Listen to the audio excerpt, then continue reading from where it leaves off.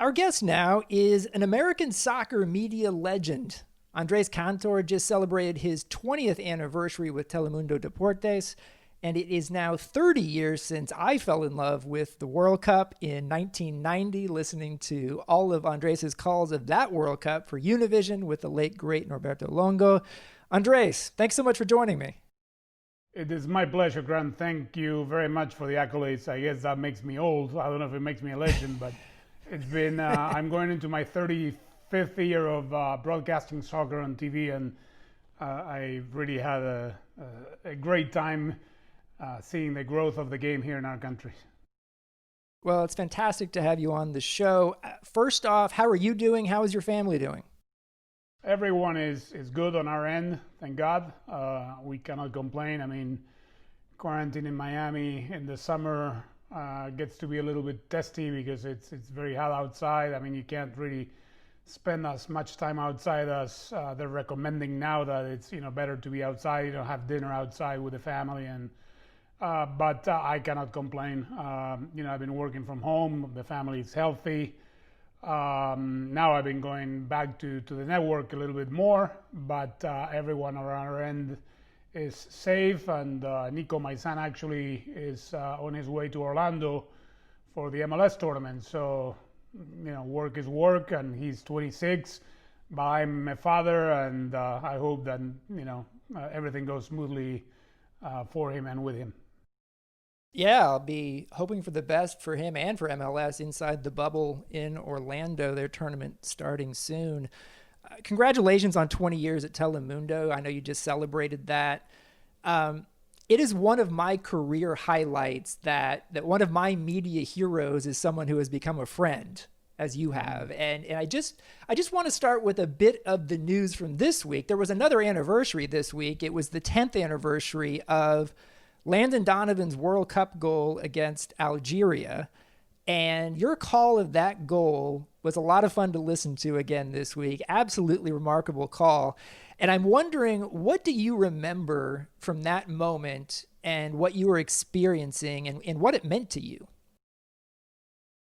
First of all, the first thing that comes to mind, and this is a true story, that I remember from that goal call is that I almost fainted at the end of it. It never had happened before to me. Radio, when I do play-by-play in radio, I go at a different speed. I think you and your listeners and viewers know my style. I go all in. I mean, I leave. I feel like I play the game alongside the players when I broadcast it. I have that much energy and enthusiasm. And I was witnessing the failure of the U.S. team to advance to the next round. So my increscendo momentum was even greater in the second half when the ball wasn't going in. So I was like at the highest pitch I could be with my voice and with my emotions when that corner kick was taken by Algiers, and that almost went in, by the way. And then the counter on Landon, and then, the goal meant so much. It's incredible because if you think about it, I mean, I saw the reaction of the people 10 years after the fact saying that has been the greatest goal in American history. And you think about it, it's only a goal that, gave you passage to the next round. But yet, the drama around it, having Bill Clinton in the VIP booth, the U.S. being eliminated in the first round. So anyways, I was just out of energy, not out of air. So I went for the last grasp. The goal happened. And then when, if you listen carefully to the end of my wrap-up of the goal, not the goal itself, but when I'm explaining Landon Donovan, the best player in the history of the U.S., made it, I start stumbling for words. And the fact is that I had Bora Milutinovic and Marcelo Balboa as my color commentators. As great as they are not broadcast people. So, they weren't ready. If you would have been next to me, or any professional broadcaster would have been next to me, you would have picked it up right away, because they saw me that I was like, ooh. I was like it was a good, nice, very happy trip at the end of that goal, to tell you the truth. And obviously, I couldn't imagine being radio that goal call was going to be one of my greatest, and that I was going to have so much repercussions here in the U.S. As soon as I went off the air, my cell phone started ringing left and right from broadcasters here, asking me for permission to replay the goal or to send them the clip and interviewing me. And I gave a couple of interviews, and then I went back to the hotel and to sleep. I was dead. I was really, really tired. So that's what I remember, and obviously the implications it had. As we all know, happiness lasted it was only a 4-day happiness trip after we got eliminated. But yeah, that and the Marcos Rojo goal for Argentina, exactly the same thing in Russia, which the anniversary came, a couple of days later after the Landon Donovan goal. Again, I remember that as, it's a goal for Argentina to avoid embarrassment going, out of the group stage. And that was probably one of my most memorable on TV as well. Yeah, great call as well. You were born in Argentina. You're a U.S. citizen as well. And I'm wondering, I've always noticed that you get just as passionate about the U.S. national teams, whether it's historic goals by Landon Donovan or Carly Lloyd, as you do for goals by Argentina or Mexico. How would you describe the connection that you have built over the years with the United States national team and the growth of soccer here in this country?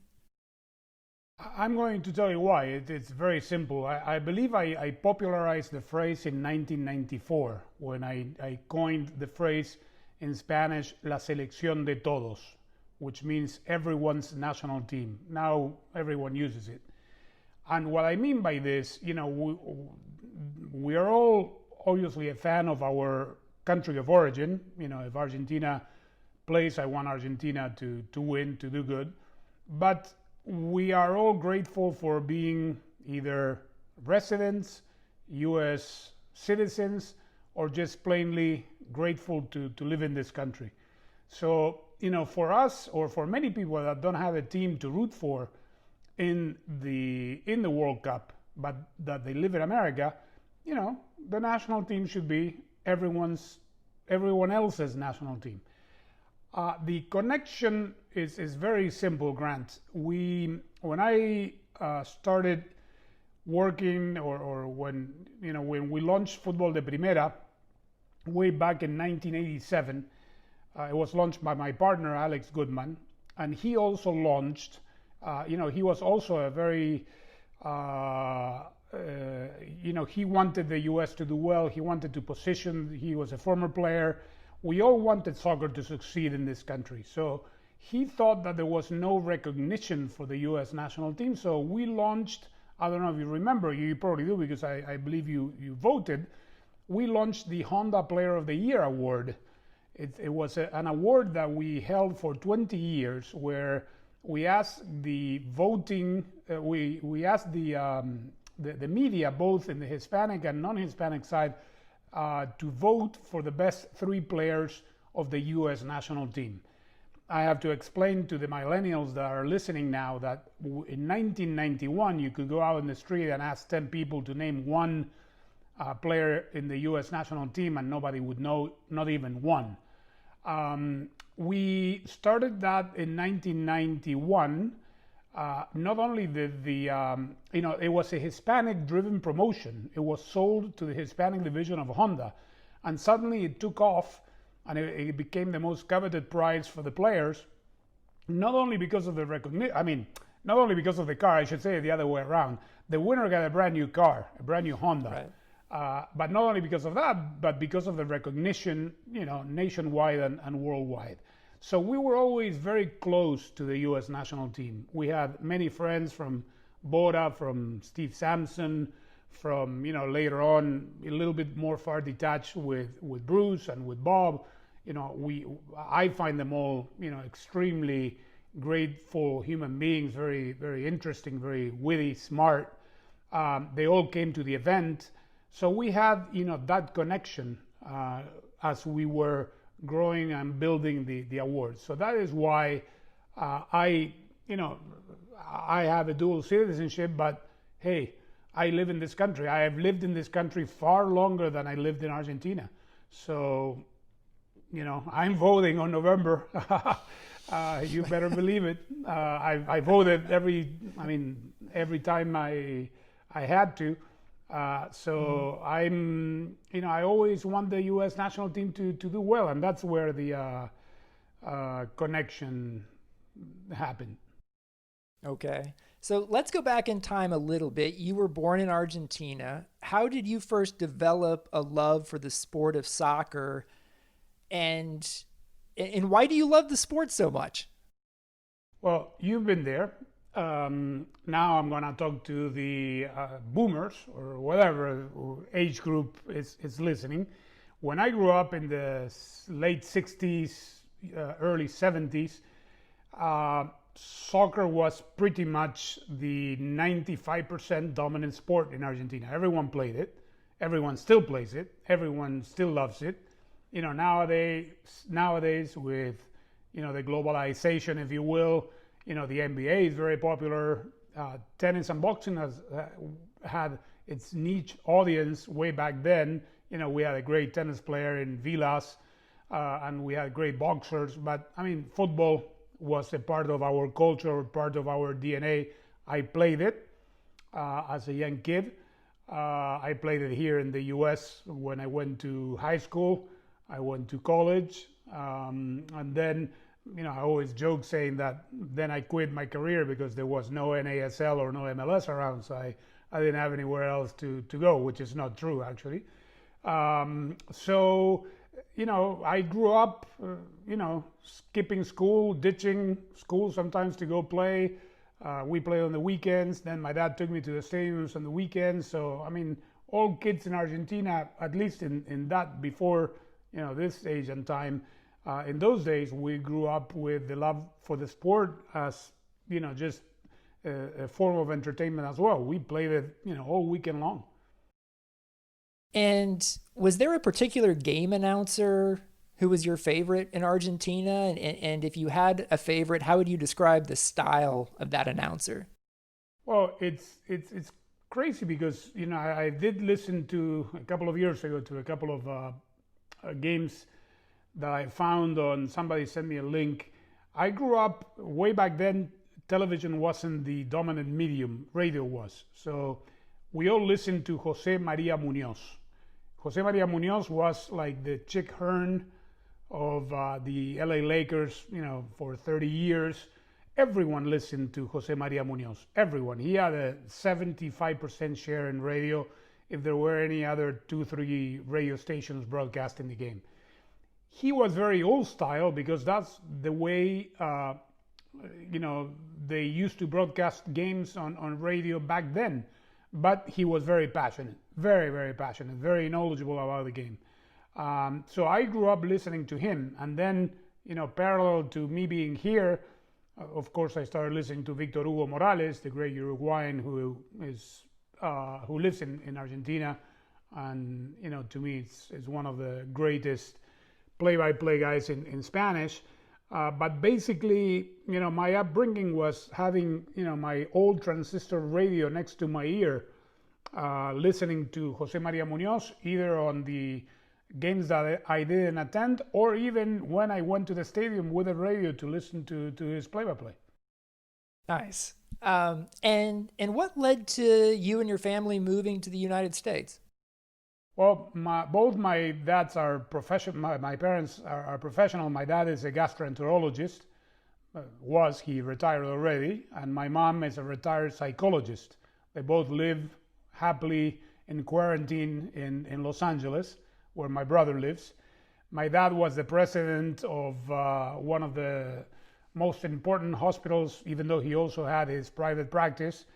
And the situation with the dictatorship was pretty rough at the time. They were, intervening the hospital. They didn't want uh, terrorist, quote unquote, being treated and just left to die, and doctors who were being threatened, and I guess he had enough.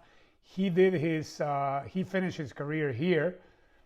He did his fellowship here, both in Washington and in LA.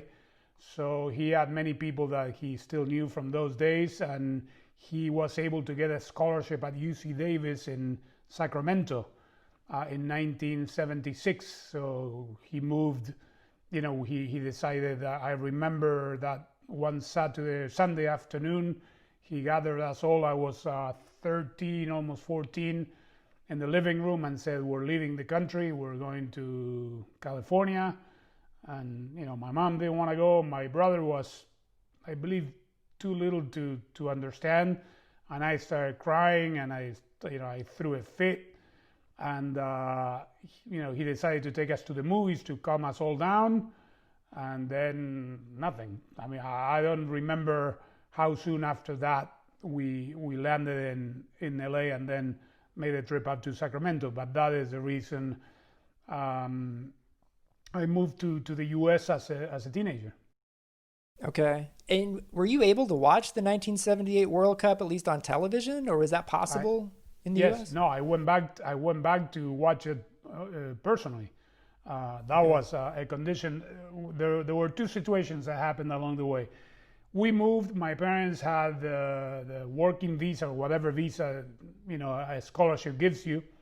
And they were, since the intention was just to stay in the U.S., they started the process of getting the green card. When summer came, after I only went to school like for 4 months, I believe. Didn't understand the word. I was miserable. People were asking me, where are you from? I said Argentina, and they said, oh, Rio. I said, no, man. Rio's Brazil. It was tough. I had no knowledge of the language, of the culture. I missed my games. I missed my Boca Juniors. I missed my going to the stadium. I missed my friends, my school. I missed everything. So, long story short, the lawyer said, you're both professionals. Just have your son go to Argentina, because the green card will. You'll get the green card during the summer, and you have to go back to Argentina anyways to claim it, because when you get a green card, you have to claim it at the embassy, at the U.S. embassy of your country of origin. It's not that you get the green card physically by being here in the U.S. So I left, and the green card, instead of taking 2 months, like the lawyer said, took like 9. So I was stranded there stranded, quote unquote. I had the time of my life with my friends. They kicked me out of 3 houses, 3 different houses. I lived with my uncle first, and then with another aunt, and I ended up living with my parents' best friends in Buenos Aires. I was a rebel teenager, alone, you can imagine.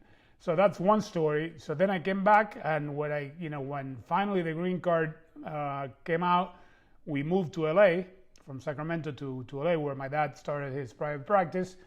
And I told her, I'm going back now that I can go back. The World Cup, it's a must. So I went back, and I witnessed personally at 15 the World Cup. Nice. So were you able to go to any games, or? I went to all of them. I went to all the Argentina games. Nice. Games. The way the tickets were sold back then, you had to buy the series by stadium. So everyone that figured that Argentina would make it far bought the tickets for River Plate Stadium, thinking that Argentina was going to be first of group, which didn't happen because Italy beat them. So I had tickets for the second round at Monumental Stadium that were worthless. So they were for Italy and not for Argentina. So, my teenage mind started searching for the Italian tourists. I knew where they were, or I found out where they were. I went to their hotel and traded their tickets. They had come all the way thinking that Italy was going to be second of group. So they had tickets to Rosario, which is 400 kilometers away from Buenos Aires. So I just exchanged the tickets. So I saw all of Argentina's games. Nice. That's awesome. Obviously Argentina goes on to win that World Cup in Argentina. First victory, obviously 1986 being the second. You went to college at the University of Southern California. What was that experience like? And did you always know that you wanted to be in sports media? Yes, I knew it from a very young age. After coming back from the stadium with my dad, I don't know why, don't ask me why, because I was, 12, 13. I came back and I started writing what I saw about the game, a story about the game that I just watched on my dad's old typewriter. I had the sense that I always wanted to be a journalist.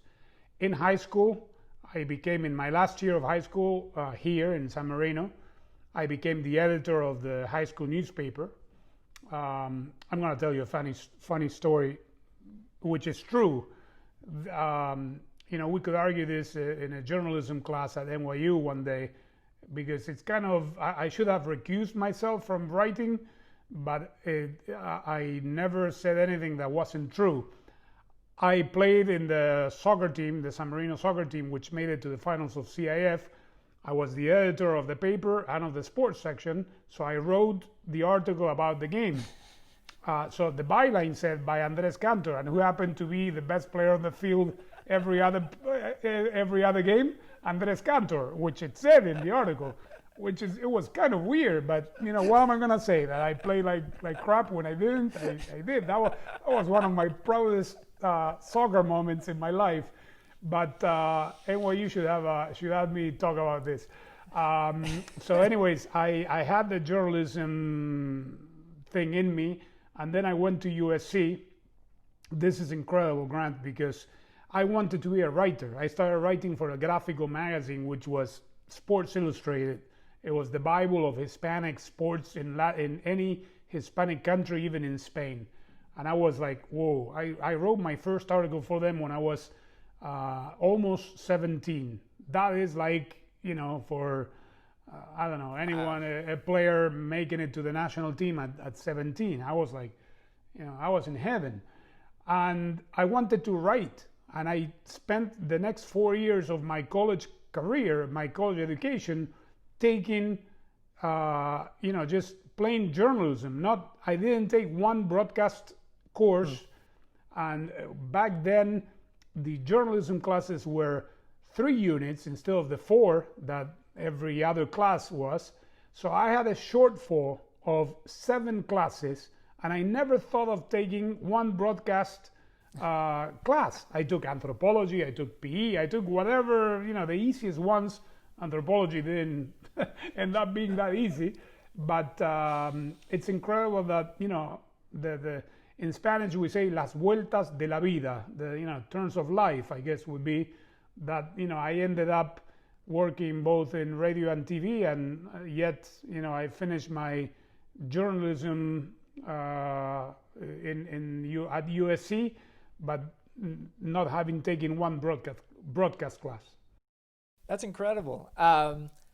So did you go to the 1986 World Cup in Mexico that was won by Argentina? How did that come in time compared to when you got your job with Univision? I went to the 1982. I was around already, my friends from El Gráfico, but I wasn't writing or anything. And then in 1986, I worked for El Gráfico magazine during that World Cup, and also for a magazine from the same publishing company called Somos, and covered the World Cup entirely for them. Somos was more like a Time magazine, more politically, but they had like a sports section, and obviously during the World Cup, they wanted to cover the World Cup. I started working in Univision in February of 1987, so that was almost 8 months after the World Cup, and then did my first World Cup in TV in Italy '90. Okay, and I mean, obviously, this is the age of Maradona. Were you able to develop a relationship with him during this time? Yes, I did. He came to Los Angeles a couple of times. I told this the other day. Somebody's writing a book that is going to be published now at the end of October when he turns 60.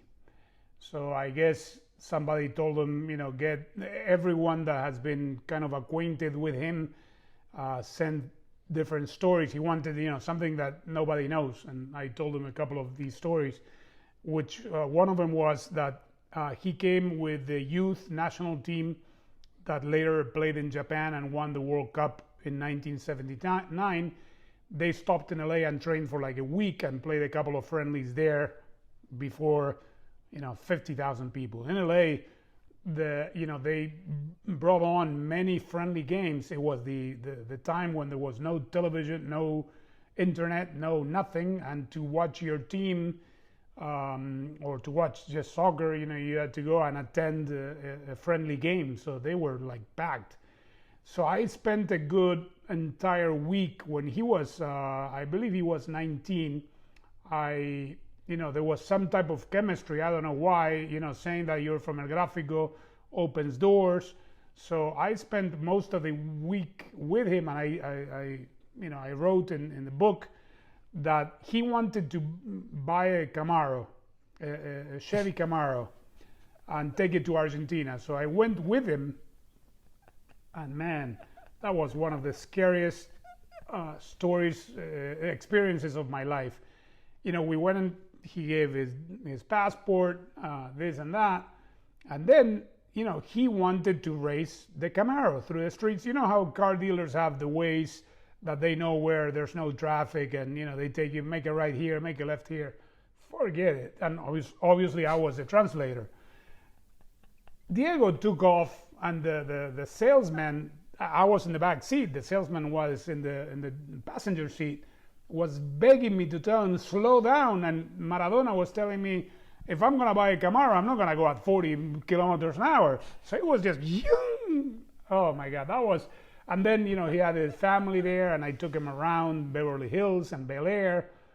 And I missed the scoop of my life back then because I was always constantly being sent to Vegas for the boxing fights to cover, not only the Argentine boxers, but the big, main events. And I had not befriended, but I knew Howard Bingham, which was Muhammad Ali's personal photographer, and then became his manager. So, I said, what if I get them both? This would be, El Gráfico cover, Muhammad Ali and young Maradona. He agreed. Muhammad Ali did. They told me, be at this address at 11 a.m. No more, because Mr. Ali has, other things to do later on. So I get to the hotel where Diego was. There was like a whole bunch of news media waiting for him to come down the elevator. I go into the elevator up to his room. I tell him, Diego, there's a lot of people downstairs. We need to get, this is not near your hotel. We need to get going fast. Please, I don't want you to be a jerk, but we need to get on my car and go. So don't worry. The elevators open up, and the typical scene that you have seen throughout his career was like, boom, the guy couldn't move.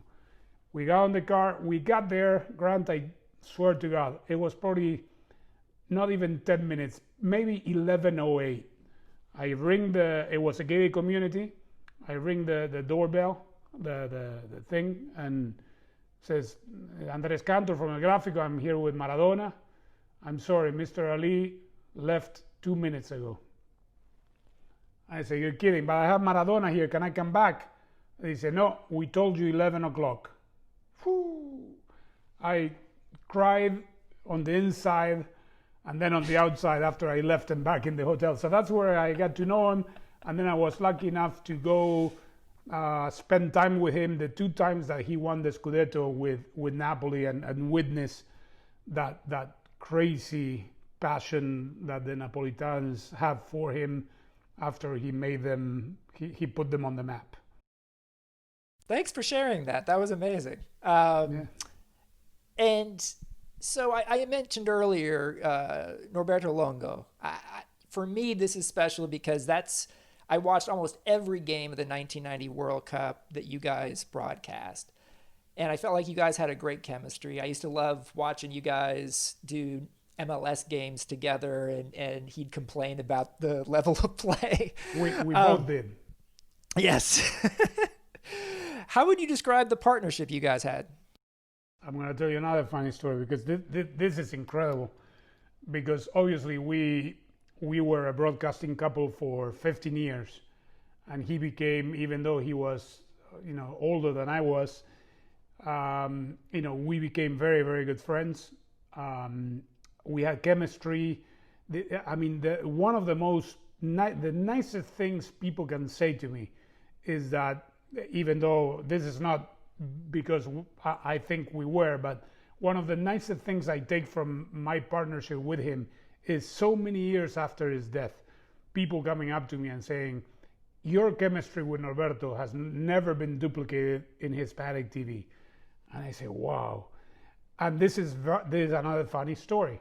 Norberto used to work for what was the young Telemundo of those days. I got hired by Univision. He gets hired by Univision, but he lived in Miami. Univision was in LA. So they flew him every weekend to call the games. But his first game with me, and of course I knew Norberto from watching him here on TV, and also I remember him from Argentina, from watching the boxing matches in Argentina. So the very first broadcast that I did with him was going to be the opener of Copa America 1989 in Brazil. It was a Saturday, I believe. He had a boxing broadcast in Phoenix or somewhere on Friday night. There was weather or doesn't matter. His flight got delayed. So I, the young kid, 2 years into the job, had to open the broadcast of our first major tournament, which was Copa America. So he didn't get there until, I would say, somewhere in the middle of the first half, minute 16, minute 20. He jumps on the set, shakes my hand silently, and I say, and I had never met him before. And while I'm doing blah, blah, blah, blah, blah, he jumps in and blah, blah, blah, blah, he jumps in. And it was just natural. And it was like, I don't know if it was because, I had the music of soccer from Argentina, and he was from Argentina, and I already knew how to do the. Obviously, I had been calling games for 2 years, but the chemistry was like right away with a person that I had never seen personally, and that not only that, we never prepped, and he came into the broadcast 20 minutes into the game and just shook my hand, and then the rest is history. That's a great story too. Oh, wow. So the World Cup comes to the U.S. in 1994, and you really became a crossover star at that point, I felt like. So you were on David Letterman, you were on other shows. Even people who didn't know much about soccer loved your passion, loved your goal calls. What was it like for you to experience that level of recognition? It was crazy. It was really, really crazy. First of all, let me say that in all 3 World Cups that I did for Univision, in Italy, the US, and France, I was the only play-by-play. So I called every single game of those World Cups. You can imagine that with my energy, I was like really, really tired in all 3, but I'm, like I always say to everyone, either at Fútbol de Primera when we do the World Cups, or now that we did the first one at Telemundo, I gather the troops and I say, guys, I don't want to hear nobody complaining. This is only once every 4 years, and this is the pinnacle of our career. So, if you only sleep 2 hours a day, but then nobody told me that. And in 1994, I was like, whoa, really? Because not only was I calling 3 games a day, but then this whole momentum of people wanting to interview me after the matches or in between the matches started happening. From, national networks here in the US, Hispanic media, international media, They come to Miami to interview me on the phone. And at one given point, I told the network, I said, I need to rest.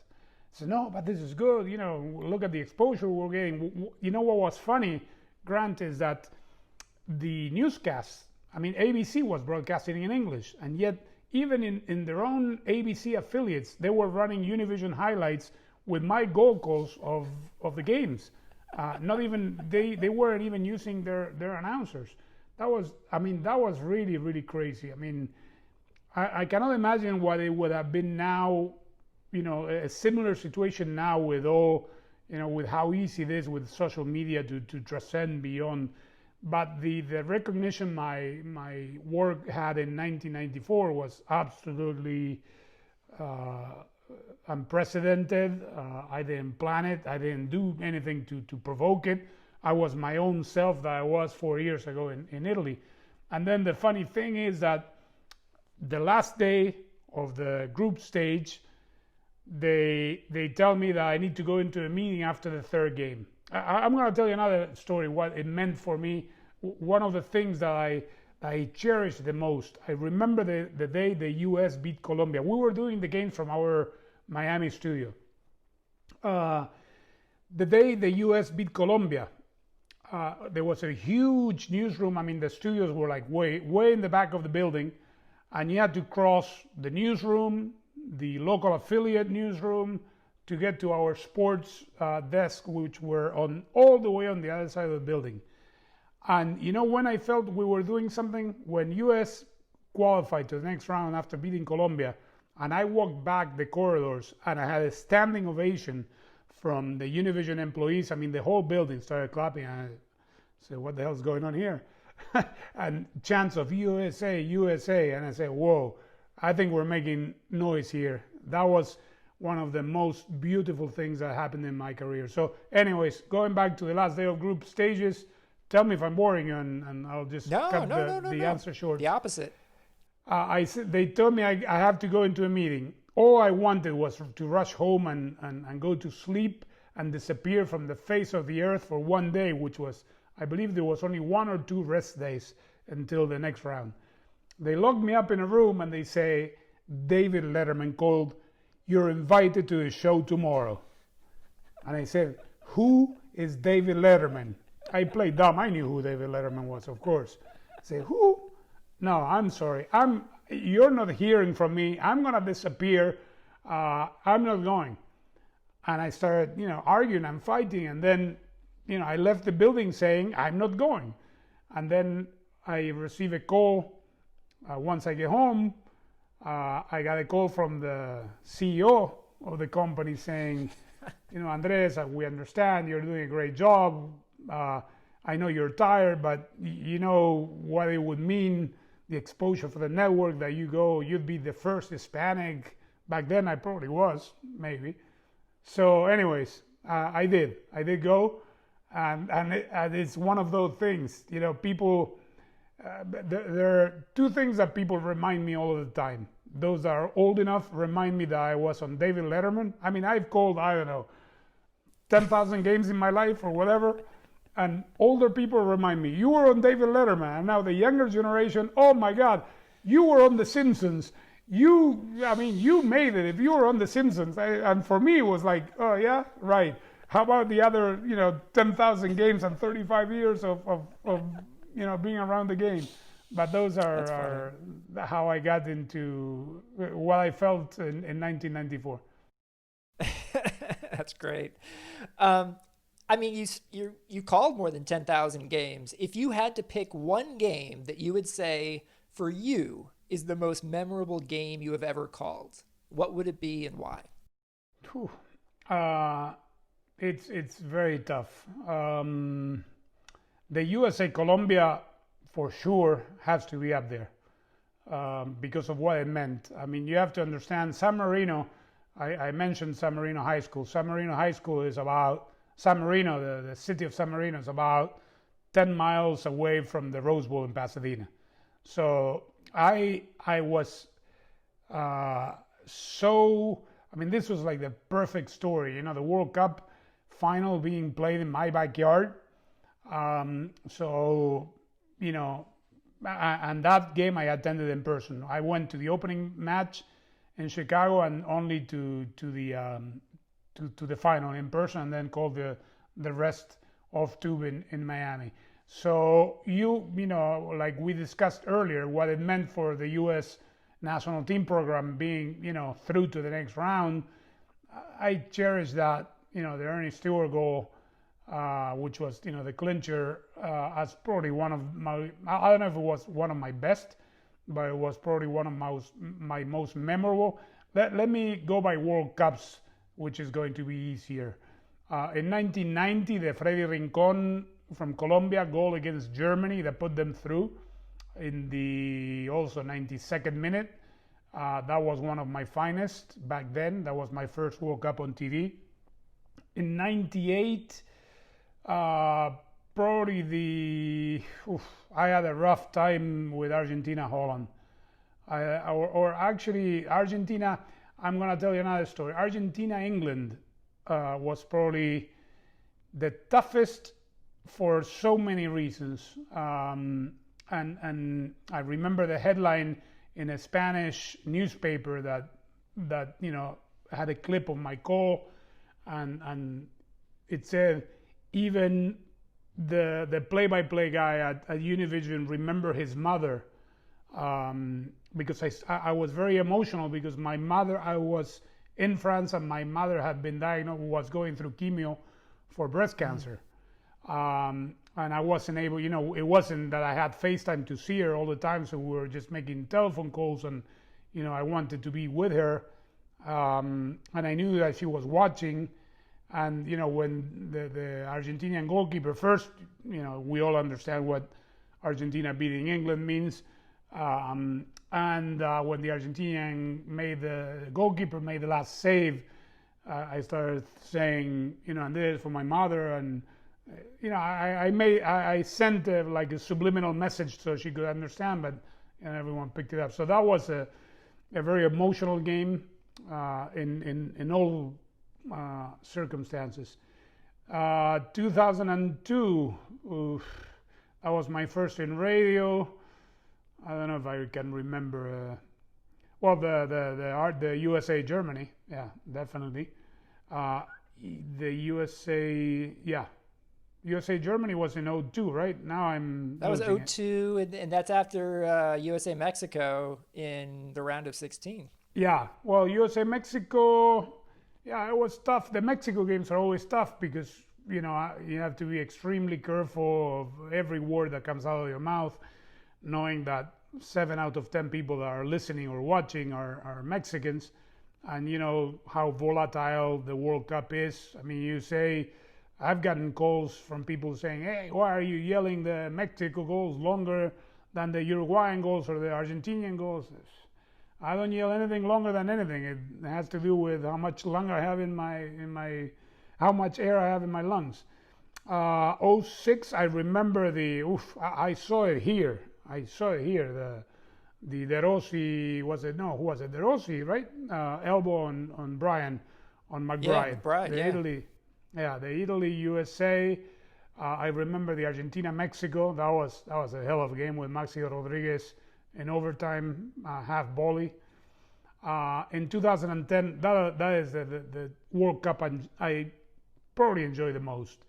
Wonderful country, wonderful people, just chills of seeing Nelson Mandela from way far aside in the broadcast booth being paraded around in the golf cart. Just, up to this day, hey, I lived and I saw him from far away, but I loved that was his last. That was his last public appearance. It probably was. Yes. Was that? Yeah. Yeah. It probably was. In 14, obviously, the Argentina-Holland that made us finalists, and I had a great deal of pain yelling the Götze goal in the final. And in 2018, I was just happy to be back in TV after so many years, after the World Cups in radio. And I remember, how nervous. I usually don't get too nervous anymore before, when with the final countdown for going on air. But I remember that as a nice World Cup. I can't pinpoint one game, and one goal that I have to say that I cherish a lot was the Carly Lloyd goal from midfield in the 2015 World Cup final in Vancouver. That was like, I couldn't believe it. I mean, it was her hat trick 15 minutes into the game on a World Cup final. And I told her this. I don't know if you realize. I don't care. I'm not. It's the greatest performance, regardless of gender, that I've seen in a World Cup final. And she was amazing. And that goal was incredible. Well, I still think you were pretty incredible because, as I recall, you called that Women's World Cup final in Vancouver, Canada, in person, literally the day after you had called the Men's Copa America final in Chile. And I was stunned to see you walk into the press area in Vancouver, because I was like, what is Andres doing here? How did you do that? I'm going to tell you how I did it. It cost me a lot of money. This first revelation in public. But we're friends. Nobody's listening. Nobody's watching. I'm going to tell you. I was given the green light by the network to go and finish Copa America, even though I had started calling the FIFA Women's World Cup from our studios in Miami. All of a sudden, the build-up gets greater and greater. We weren't covering that. I don't believe we covered every game, or we might have. But anyways, the U.S. women's national team makes it to the final. Even though it was Canada, it was like almost having it here because of the noise that was being generated around the U.S. women's national team. And I get the call.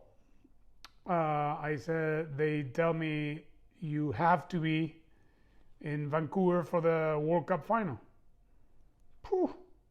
Okay, got my agent involved. I said, but you gave me the green. I mean, I don't have another play-by-play down here in Chile. So we compromised in this, and in a sense, I was lucky that Chile was the champion. If Argentina would have been the champion, you might be talking today with me as anchor in another network. I'll tell you why. I compromised that I would be there. There was a flight that left, 3 hours or 2 hours after the final whistle from Santiago to Dallas, an American Airlines flight.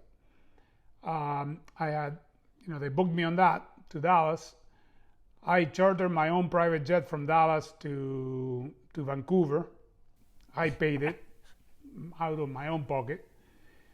Just to make sure that I got there in time, because even though there was one commercial connecting flight, it was too risky. It would have gotten me there 1 hour. 1 hour before, I had to leave the hotel. And this gave me like leeway of 4 hours, I believe. So anyways, why did I say that I was lucky that Chile won? Because the game went into overtime, as you recall, and then into penalty kicks. And I'm saying, oh my God, this is the worst scenario possible. We had scouted with our driver in Chile, for him to be as close as to my exit door as possible to just whisk me away. The game goes into overtime. The game goes into penalties. Chile wins. Everyone stays inside the stadium for the cup, for the trophy presentation. Right. And everyone stays in their home to watch the trophy presentation. So there was nobody in the streets. So Alexis Sanchez scores.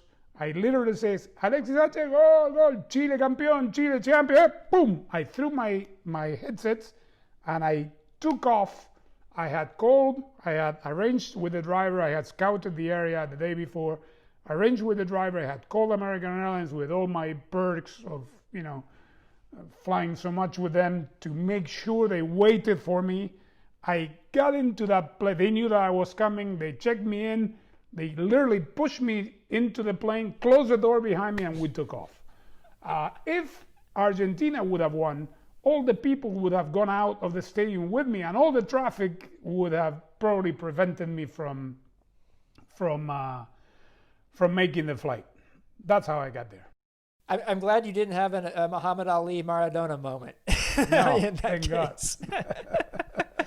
Well, also too, I mean, that's such a classic call on Carly Lloyd's half-field goal that you had. That I'm glad you made it.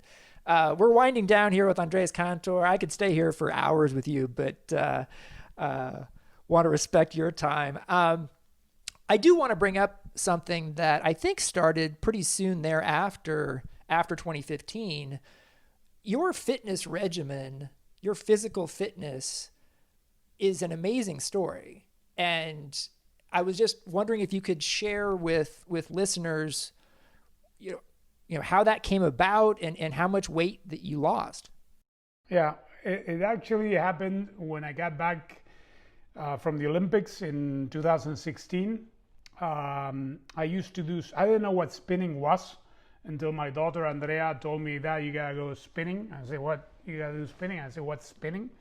And then I didn't, liked it that much, but I started doing it. When I got back from the Olympics, the gym where I was doing spinning got sold, and the new owner came up to me and said, I know who you are. I grew up listening to you, blah, blah, blah. If you ever need a personal trainer, let me know, because I'm not only the owner, but I also, a trainer here. I'm going to do personal training sessions. So I said, okay, why not? So I started with him. So I did spinning, and then I went and had 1 hour of physical trainer with him, or training with him.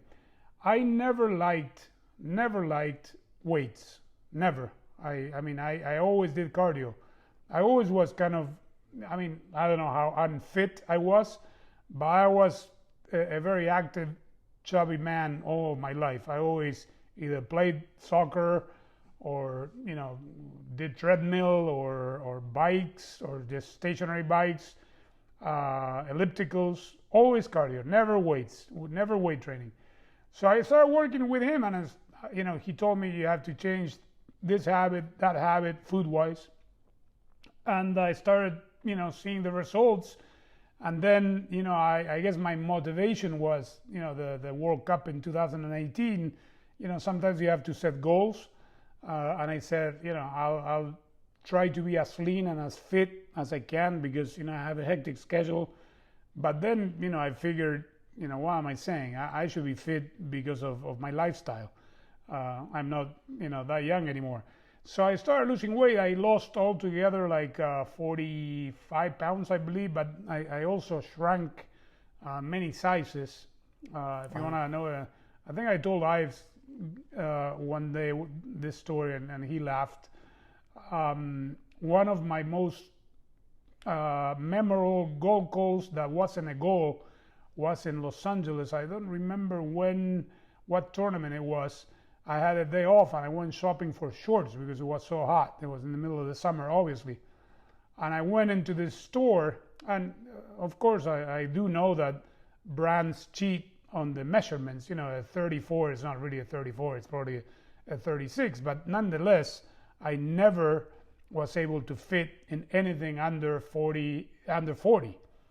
So anyways, I go into this dressing room and I take these shorts that were 34. And I said, what the hell, I'm going to try them on, see if they fit. And they did. And I go, yeah! And the lady goes, are you all right? Yeah, long story. Yeah, give me 2 pairs, one blue, one white. Anyways, so I just kept on training. I train every single day, probably from then on. And, I tried to eat healthier and just manage my level of stress and sleep better and, have better decisions. And I'm very happy with my transformation, none other because of, it's healthy and it's good for anyone that can do it, and everyone can do it if they think they're, a little bit overweight. Couple more questions for you. One, you mentioned your son Nico, who has started an announcing career of his own with Univision. I would think that has to give you a lot of pride. It does. It gives me enormous pride. Both my kids give me enormous pride. My daughter is a professional as well. She lives in New York now. She's during the pandemic she's here with us. We're all here like the good old days. Nico, I believe is earning his way through. I love it that he's doing it at Univision where I started, and I love it that he's doing it there because whatever he does, he will do it by his own merit and not because he's the son of. Whereas if he would have worked for Telemundo, anything that he would have gained professionally, they would have said, "Oh yeah, of course he's the son of Andrés." And I'm extremely proud, not only because he can, do this craft in Spanish, but he can do it in English. He's multilingual. I mean, he could probably call games in French and Portuguese. He's that good. He's very talented, and he's a good kid. And I love, the way his career is shaping up. And lastly, I get a question a lot from fans who want to know if I think the U.S. men's national team will ever win a World Cup in our lifetime. What do you say when you get asked that question? I say anything is possible. The World Cup is a very tricky tournament. Usually, historically, almost the same powerful teams win. But then if you catch a break, look at Croatia. Don't tell me, or France, don't tell me that they were the overwhelming favorites to make it to the final. Croatia, for God's sake, played an extra full game with the 3 overtimes that they had, making it to the final. Even though obviously everyone has great players, so did Croatia. But, if you catch, what if they would have called the handball in... Not that we would have won it, but you need to catch breaks. You need to be lucky in the draw. I always say, Grant, the most important day of the World Cup is before the ball starts rolling, is the World Cup draw, because if not only do you know who you play, but you know your path to the final. If you're lucky enough, we're talking about the 32 best teams in the world, but obviously, there are some teams that you would rather play in the second knockout stage than others. If you get a lucky break, and you keep progressing, anything can happen. But again, in our lifetime, you say, I believe the average, the mortality rate in the U.S. is 74? So I got 4 World Cups left to see this happening. Oh, what a gloomy thought to finish the podcast. Now, hold on. Let me change that. I prefer to think, by the way, that with all of your fitness work, you're going to blow past that, my friend. No, let me answer it. I don't see this team. First of all, let's hope that they qualify to the next World Cup. Yes. But anything, it's in a World Cup, if you catch a break, obviously you got to have a good team. I don't know. I think the U.S. National team players are extraordinary athletes. The U.S. players are extraordinary athletes. The U.S. athletes are extraordinary athletes, even though it might sound redundant. They can, probably compete with anybody on any given day. They could win, they could tie, they could lose. But, if they get the act together at the U.S. Federation and figure out, the best way moving forward. I don't want to be overcritical of Greg right now because he hardly played any games, but I'm not sure that I'm gonna give him. I want to be very respectful of Greg Berhalter. I will give him the benefit of the doubt. What I'm trying to say is that perhaps, and of course the coach doesn't kick the ball into the net, the players do, but perhaps the U.S. could afford it to bring on a higher profile coach that could, try to get something else out of the players. But then again, on the other hand, you need somebody that knows the system, that knows the players, that know how this country works. It's not an easy country to coach in because of how big it is and how political it is, and how players, you have to go find them somewhere else, and colleges are pretty much a waste of anyone's time, and it's the structure is totally different than it is in the rest of the world. So I don't know. I hope so. Let's finish on an upbeat note. I hope that we see the U.S. national team winning the World Cup before in our lifetime. So we still got a way to go. I always tell people I plan to live to 150. So okay. if they ask that question. Good answer. But Andrés Cantor, it has been an absolute pleasure to have you on the show and share so many great stories. Thank you so much. It has been my pleasure, and all the best in this podcast world that you had great guests, and I'm honored to be among the company of your guests in the podcast that you have been doing, Grant, and it's always very, very nice talking to you.